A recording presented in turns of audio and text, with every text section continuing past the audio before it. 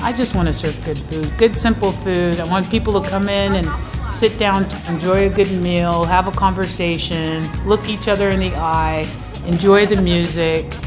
The way that I came to Las Vegas initially was to, believe it or not, get sober. Once I got here and got a little bit of recovery under my belt, I got my first job at the Eiffel Tower, and I worked there for 7 years. It's 22 years later and I'm still here.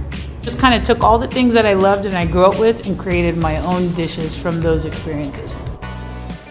The pancakes remind me of how my mom used to cook in a cast iron skillet.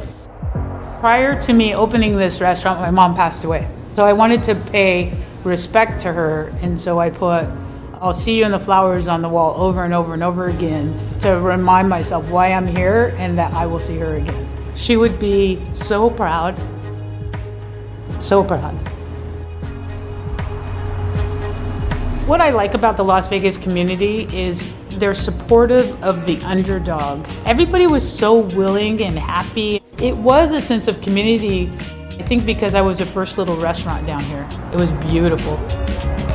I live a beautiful, beautiful life in Las Vegas, Nevada, and I've had some beautiful experiences by just purely owning this restaurant and meeting people that come walk through the door.